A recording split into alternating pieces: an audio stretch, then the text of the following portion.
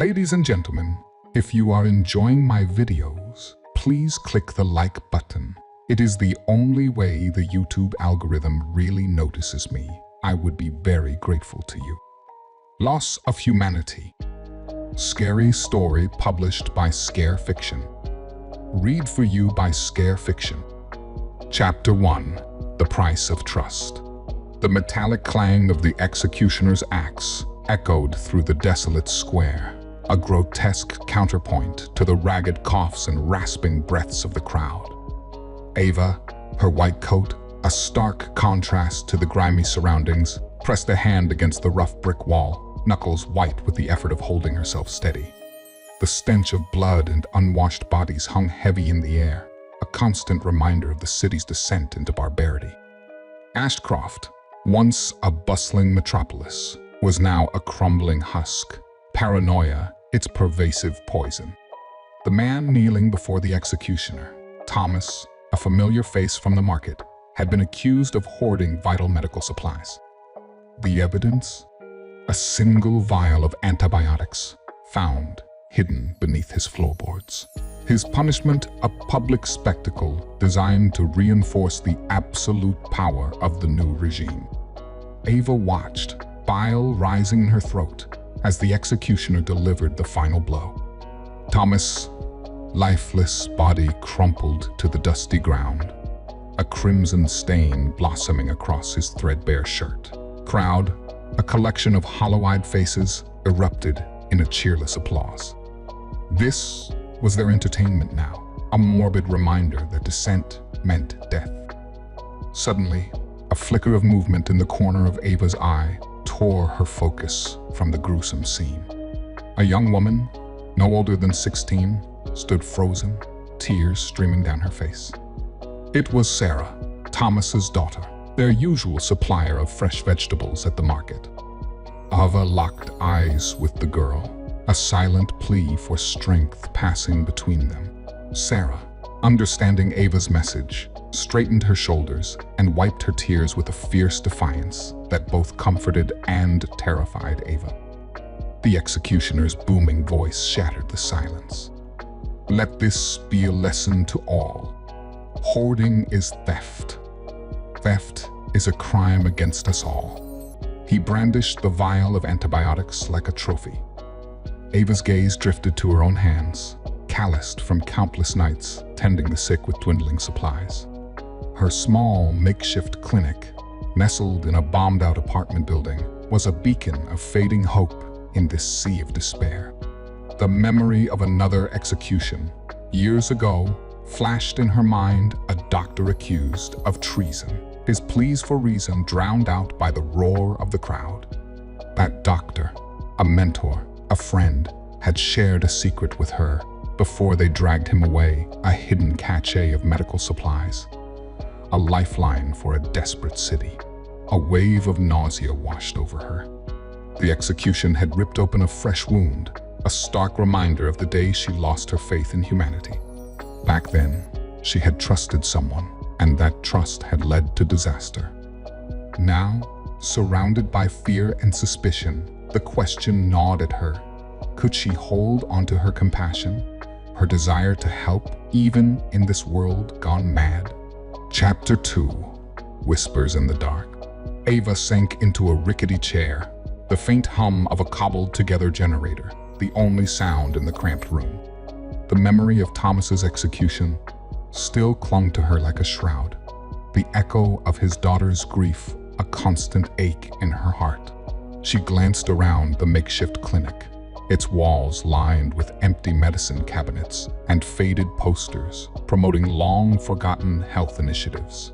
A cough from behind a tattered curtain jolted her back to the grim reality. 10-year-old Leo, feverish and malnourished, lay huddled in a makeshift bed of blankets. Ava forced a smile. Just a little longer, Leo, she murmured, placing a cool hand on his forehead. The fever should break soon. Leo's mother, a woman with worry etched into every line of her face, nodded silently. Ava understood her despair. Resources were scarce, hope even scarcer. Suddenly, The creak of the clinic's warped door shattered the fragile peace. A tall figure, silhouetted against the fading light filtering through the dusty window, stood there. Ava's hand instinctively went for the scalpel she kept tucked in her pocket, a meager weapon against the violence that now seemed to lurk everywhere. The figure stepped inside, revealing a man with a weathered face and eyes that held a lifetime of hardship. He wore a worn leather jacket, and a smuggler's pack hung heavy on his shoulder. A gruff voice broke the silence. "Dr. Ava?" "That's me," Ava replied cautiously. "Kai," he nodded, his gaze flicking around the makeshift clinic.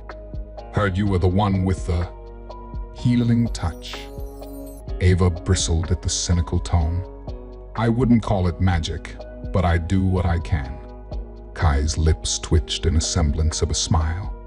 "Magic's all any of us have left these days, wouldn't you say?" He motioned towards the pack. "Got a young boy, similar situation to yours. Needs something stronger than herbs and prayers." Ava's heart sank. Strong antibiotics were a distant memory. Still, desperation shone in Kai's eyes, a flicker of humanity that resonated with Ava's own struggle. "I can't promise much," she said slowly. As Ava rummaged through her meager supplies, Kai's gaze fell on the faded posters. "You believe in all that?" he scoffed, gesturing towards a poster illustrating the importance of clean water. "Prevention is a luxury we can't afford anymore," Ava replied, her voice laced with bitterness. "But some things are worth clinging to, even in the dark." Kai grunted non-committally. A moment of silence passed between them, a silent acknowledgement of the harsh reality they both inhabited. Then, his voice softened slightly.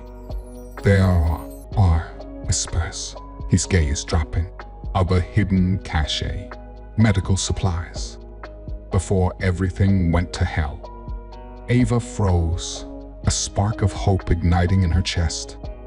Whispers, rumors. It was all they had left, fleeting glimpses of possibility in a world consumed by despair.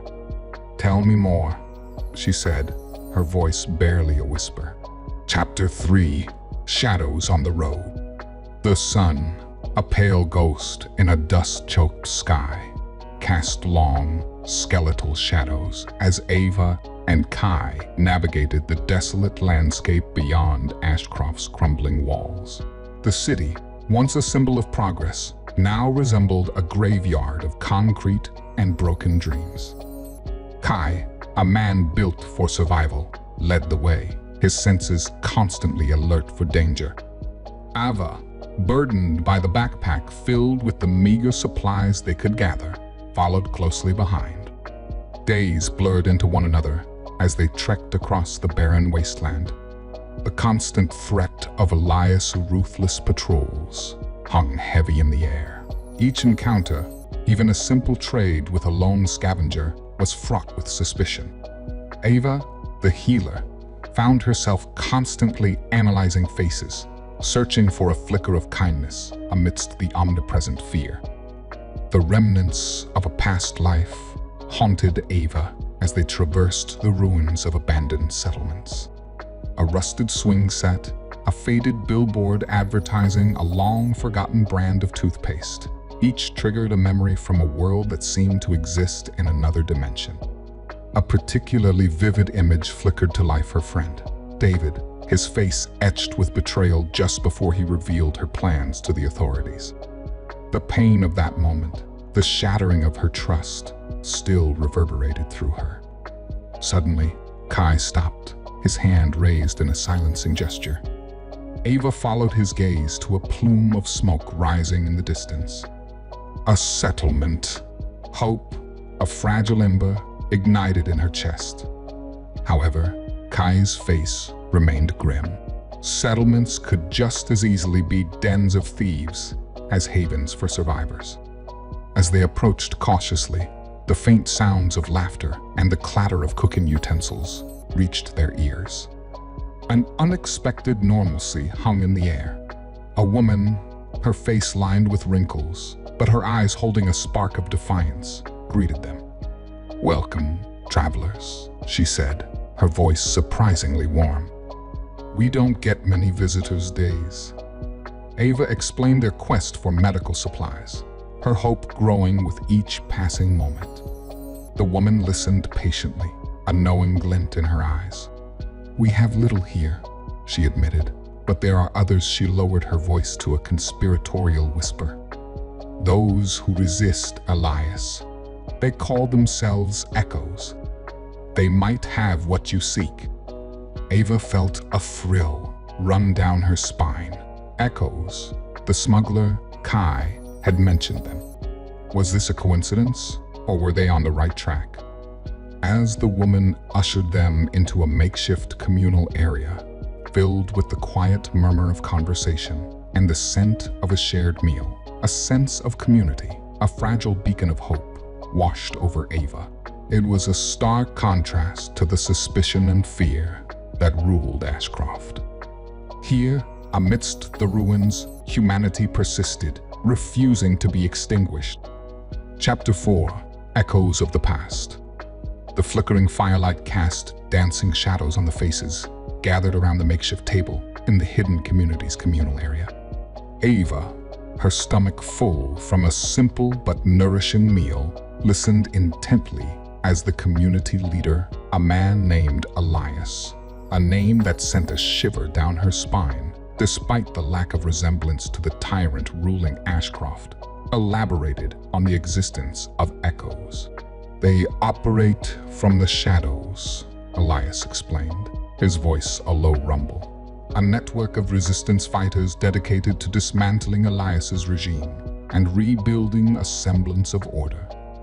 Hope flared in Ava's chest, a counterpoint to the lingering suspicion that gnawed at her. Was this a genuine haven or a trap? The warmth of the fire and the genuine smiles on the faces around her argued against it, but the scars of betrayal ran deep. "They possess a hidden medical cachet," Elias continued, his gaze meeting Ava's. "A doctor like yourself would be invaluable to their cause." Ava's throat constricted.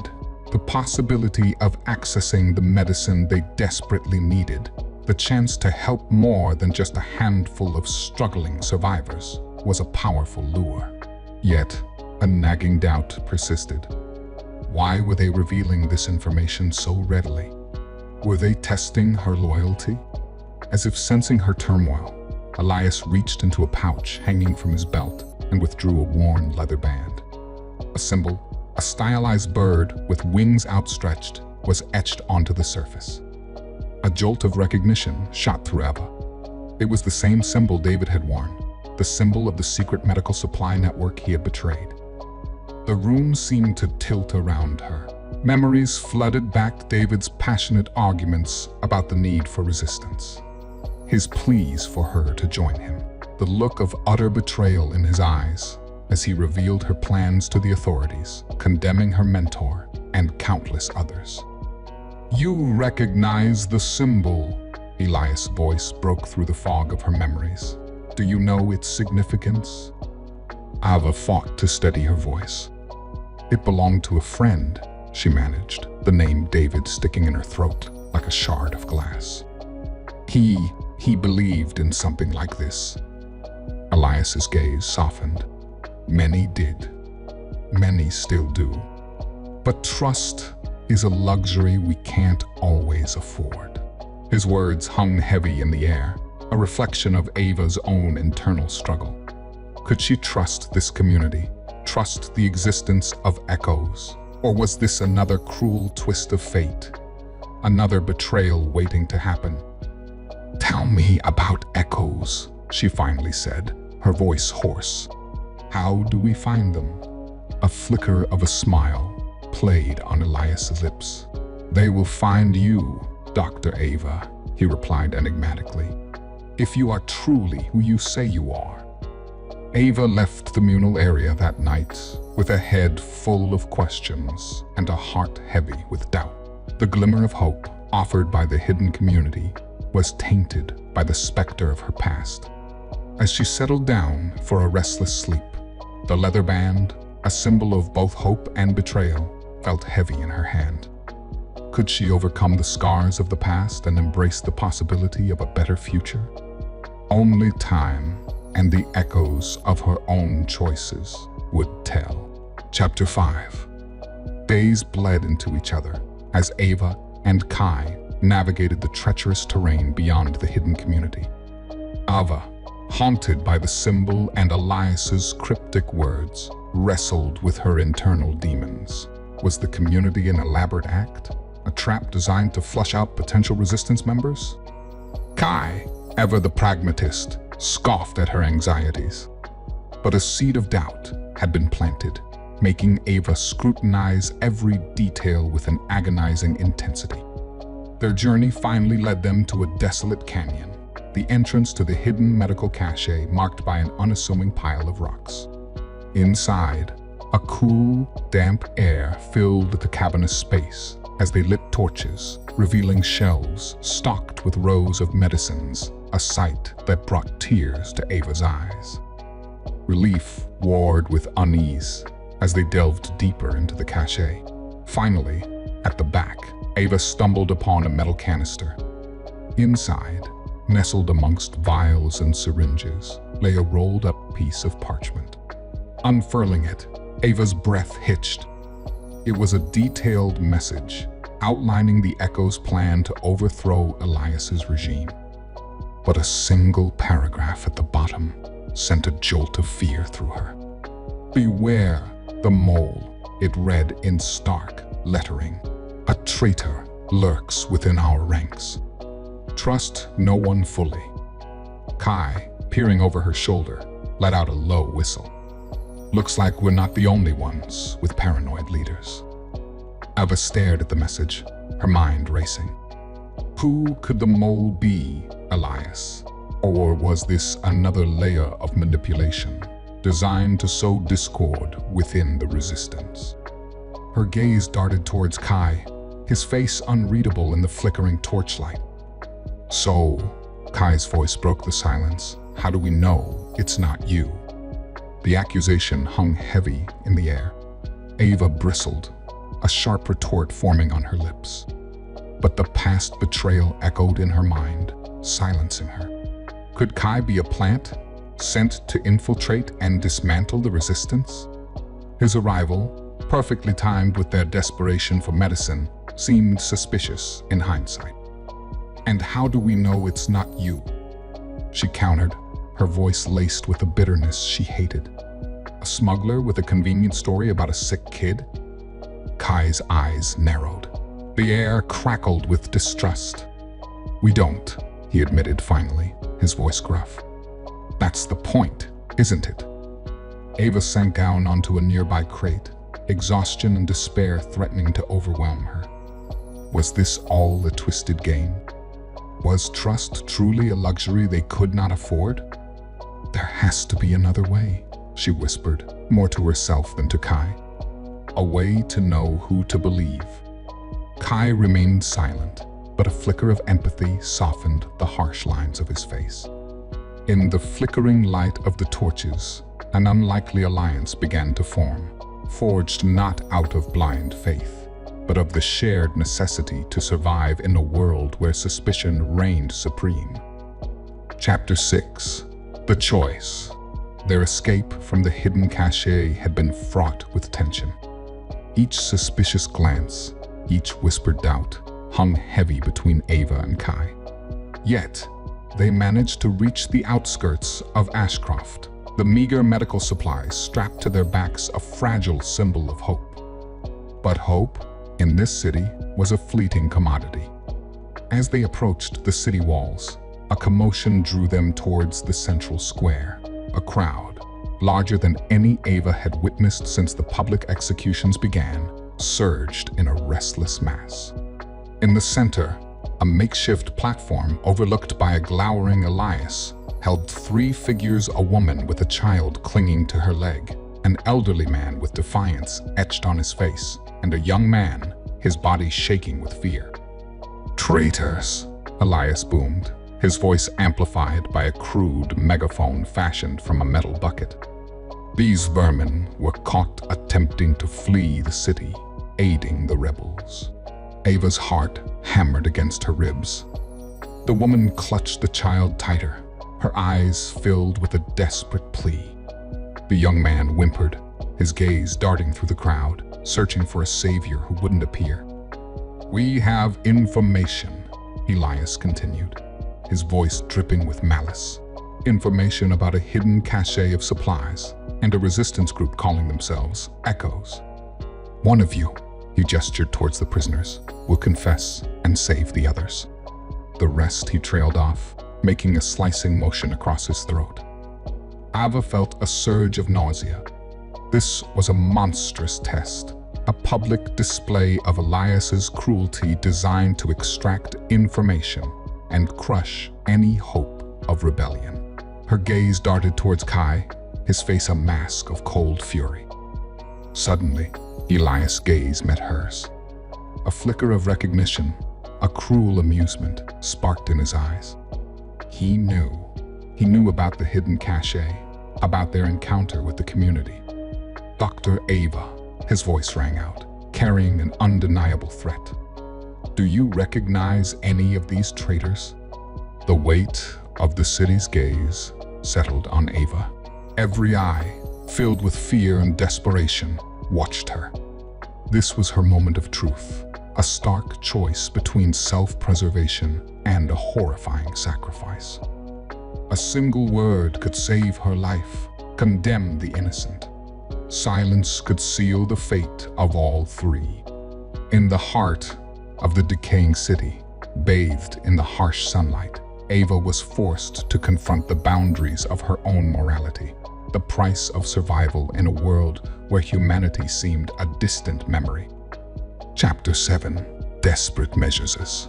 The world narrowed to the single, agonizing choice before Ava. Her throat constricted, the taste of bile rising in her mouth. Elias' smile widened, a predator savoring his prey's struggle. But before Ava could utter a word, a voice cut through the tense silence. "They're innocent." It was Kai, his voice hoarse with defiance. All eyes turned towards him, surprise flickering across Elias' face. "You?" Elias sneered. "The smuggler with a convenient story? You dare challenge my authority?" "They have nothing to do with any rebels," Kai continued, his gaze fixed on Ava. It was a desperate gamble, a silent plea for her to understand his motives. Ava met his gaze, a flicker of gratitude sparking amidst the terror. In that moment, a silent pact was formed, a fragile trust forged in the crucible of their shared ordeal. "Seize them both," Elias roared, shattering the precarious truce. Chaos erupted. The crowd surged, their fear morphing into a frenzy as soldiers charged towards Ava and Kai. Adrenaline kicked in, sharpening Ava's senses. She grabbed a stray rock from the ground, launching it at the closest soldier's head. Kai, with the agility of a cornered animal, slipped through the grasp of a guard, tackling him to the ground. The square became a whirlwind of desperate struggle.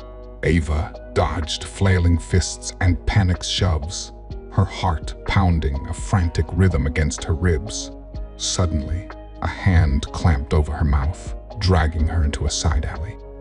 It was Kai. "We need to get out of here," he hissed, pulling her along a labyrinth of narrow passageways. The city, once familiar, now felt like a treacherous maze. Every corner could hold a hidden enemy, every shadow a potential trap. They navigated rooftops, scrambled over crumbling walls, their pursuers' shouts echoing behind them. Exhaustion gnawed at Ava's muscles, her lungs burning with each labored breath. But the thought of being recaptured, of facing Elias's wrath, fueled her desperate flight. Just as they reached the edge of the city limits, a dead end loomed before them, a steep drop leading to a tangle of overgrown vegetation. Trapped, Despair threatened to engulf Ava, but Kai, his face grim with determination, gestured towards a barely visible hatch set into the base of a crumbling building. "There," he gasped, pointing. "An old escape route. It leads to the abandoned sewers." Hope, a flickering ember, reignited in Ava's chest. With a final burst of energy, they pried open the rusted hatch and tumbled down into the dank darkness. The stench of sewage assaulted their senses, but it was a small price to pay for temporary refuge. As they crawled through the labyrinthine tunnels, the distant shouts of their pursuers faded away.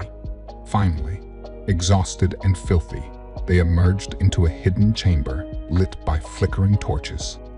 A group of figures, cloaked and cautious, awaited them. "Ava," a voice filled with disbelief, broke the silence. A tall figure stepped forward, his face obscured by a hood. "Is it truly you?" Ava squinted through the dim light, a name catching in her throat.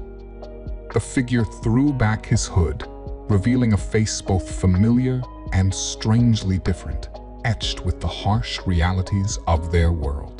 The weight of the past, the sting of betrayal, threatened to overwhelm her. But before she could speak, David, her long-lost friend, now a leader of the Echoes, offered a hand and a weary smile. "Welcome home, sister. We have much to discuss." Chapter 8, Bittersweet Victory.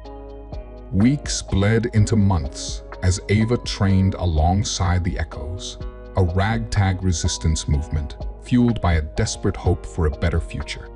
David, her long-lost friend, had explained the truth. He hadn't betrayed her. He had infiltrated Elias's regime, becoming a double agent to gather information and sow discord. The symbol, a source of pain, now represented his sacrifice, a silent reminder of the price of resistance. The city, once a bustling metropolis, now resembled a desolate wasteland. The attack on Elias's stronghold had been brutal but successful. Echoes, aided by Ava's knowledge of the city's layout and Kai's strategic mind, had infiltrated the heavily guarded compound, throwing Elias's regime into chaos.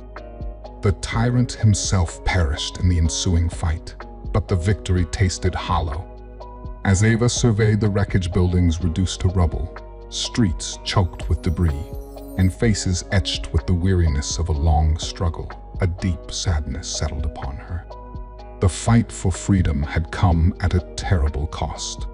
Kai, standing beside her, his expression mirroring her own, reached out and squeezed her hand. A silent understanding passed between them, forged in the crucible of shared experience. They had survived, but the scars, both physical and emotional, ran deep.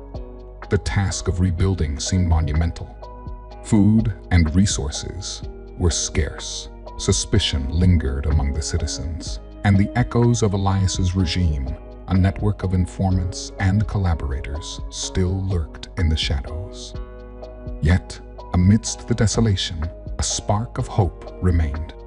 People emerged from hiding, their faces etched with a newfound determination. Ava, alongside David and Kai, spearheaded the rebuilding efforts. David, the strategist, focused on establishing a semblance of order and security. Kai, the pragmatist, tackled the logistical challenges of procuring resources. And Ava, the healer, tended to both physical wounds and the deep-seated psychological scars left by Elias's reign. The road to recovery was long and arduous. Trust was a fragile commodity, and whispers of dissent still haunted the city streets. But as Ava watched children playing amidst the ruins, their laughter, a melody that chased away the oppressive silence, a flicker of warmth bloomed in her chest. One evening, as the sun dipped below the city's broken skyline, casting long shadows across the makeshift communal area, Ava sat with David and Kai. A shared meal, simple but nourishing, sat before them. "Do you think true peace is possible?" Ava asked, the question lingering in the air. David sighed, his eyes reflecting the same weariness she felt. Perhaps not, he admitted. But we can strive for a better tomorrow. A tomorrow where fear doesn't dictate our every action, where trust can be rebuilt. Kai raised his cup in a silent toast.